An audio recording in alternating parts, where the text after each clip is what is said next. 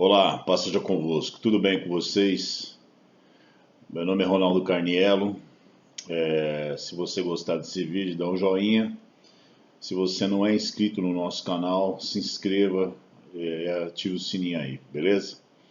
Bom, eu quero ler antes de qualquer coisa um texto da Palavra de Deus que está nas Bem-aventuranças, em Mateus 5, capítulo 5, verso 11. Diz assim: Bem-aventurados sois quando por minha causa vos injuriarem e vos perseguirem e mentindo disserem todo mal contra vós.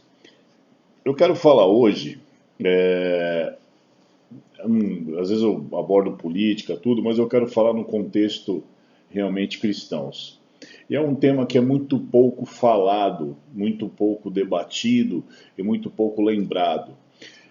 O que acontece? Eu lembro que alguns anos atrás, na época que o antigo governador Geraldo Alckmin ainda era governador do estado de São Paulo, nós tivemos um problema de abastecimento de água aqui em São Paulo. E eu lembro que o pastor Lucinho, na época, ele falou assim: tá vendo, gente? Agora nós podemos ter a empatia em relação à dor do outro. Por quê? Porque quando os problemas de desabastecimento ocorriam somente no Nordeste, nós ficávamos tranquilos, dizíamos que, poxa vida, realmente lá tem esse problema. Mas quando o problema chegou até nós, aí sim nós nos deparamos com a situação, com a realidade do que é ficar sem água e de fato nos incomodamos e começamos a realmente questionar as ações do governo e assim por diante. E a mesma coisa, o mesmo paralelo eu quero fazer em relação à perseguição aos cristãos no mundo.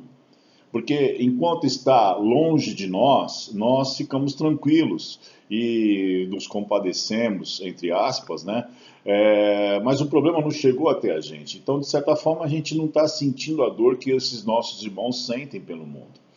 E aí eu quero trazer um contexto que o princípio da história diz o seguinte: aquele que não conhece seu passado está fadado a cometer os mesmos erros no futuro. Né? Então, a história ela é importante para nós, para que a gente possa, através dela, verificar os erros que foram cometidos, para que a gente não cometa novamente no futuro. E o que eu quero trazer com isso? Dentro desse contexto, nós precisamos falar da perseguição dos cristãos no mundo.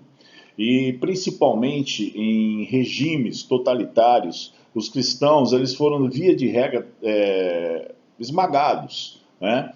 Se você pegar na antiga União Soviética, o regime comunista da época matou milhões e milhões de cristãos, chega-se a dizer que morreu mais ou menos 12 milhões de cristãos.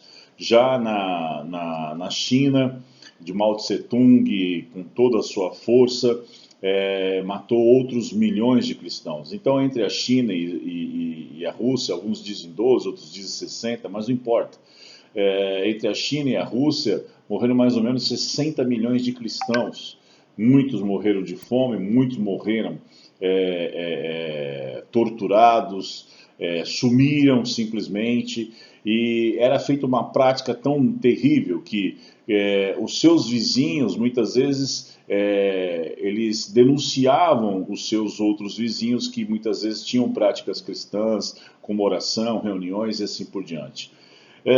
Só que isso é um futuro muito, é um passado muito distante. A gente acha que isso não acontece mais, que nós estamos num mundo evoluído, mas ainda na China hoje a perseguição aos cristãos ela é muito, muito forte. Né? Há campos de concentração que tentam fazer lavagem cerebral de muitos cristãos que são presos naquele lugar. E não somente isso, muitos cristãos são simplesmente mortos por simplesmente declararem sua fé. Hoje há uma perseguição, há uma milícia comunista no país chinês e também na Rússia, ainda hoje, é feito uma perseguição total dos cristãos. Aí, para não falarmos somente desses dois países, nós temos Angola, que é um país também basicamente liderado por um comunista. Morreram em Ruanda mais ou menos 800 mil cristãos no período das guerras, onde a etnia cristã ela foi praticamente dizimada, né? Apesar de hoje também ter muitos cristãos lá.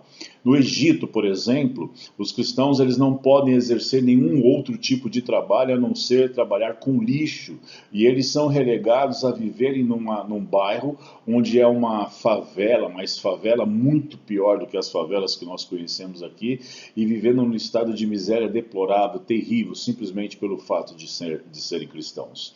E aí nós temos países como a Índia, como o Paquistão, como a Indonésia, onde os cristãos são extremamente perseguidos, países como a Nigéria e outros países africanos, onde há uma maioria muitas vezes islâmica, e os cristãos estão extremamente dizimados. O que eu quero dizer com isso?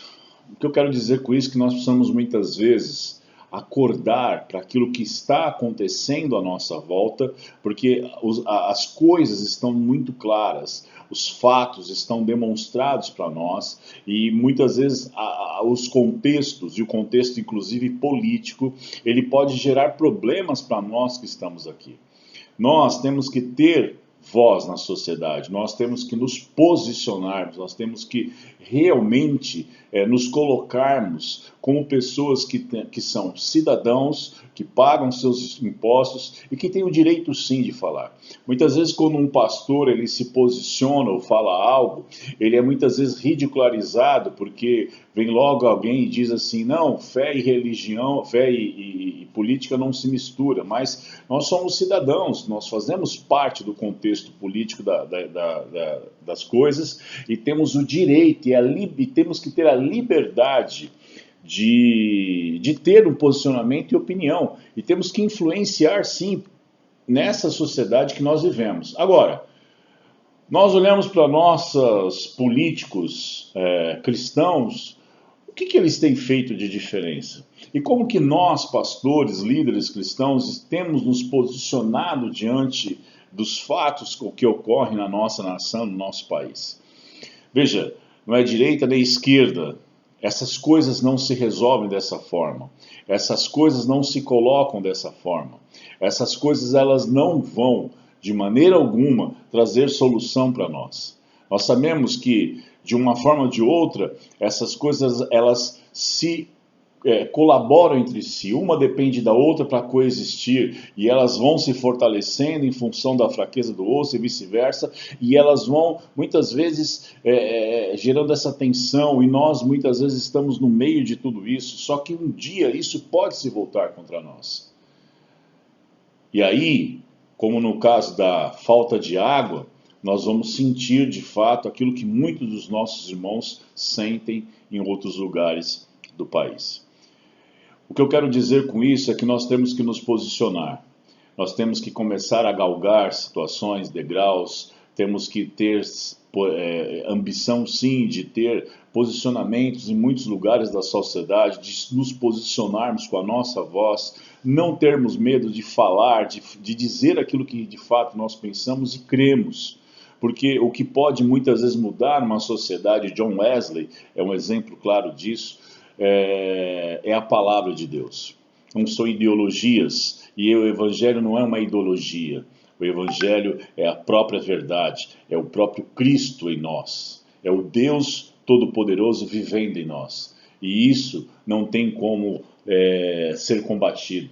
E muitas dessas forças, direita, esquerda, islamismo, comunismo, enfim, elas são muitas vezes dominadas por algo que nós sabemos que é o nosso maior e de fato inimigo, que é o poder das trevas que opera sobre este mundo.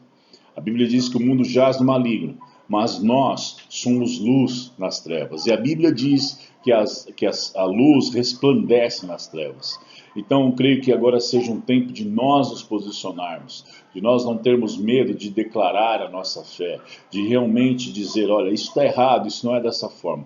E tem um detalhe, muitas dessas ideologias que matavam e matam os nossos irmãos ainda hoje, ela está presente na nossa sociedade e nós temos que abrir os olhos e temos que combater. Mas independentemente disso, não esperar solução fácil, não esperar a solução no homem, mas esperar a solução em Deus. Ok? Deus abençoe vocês.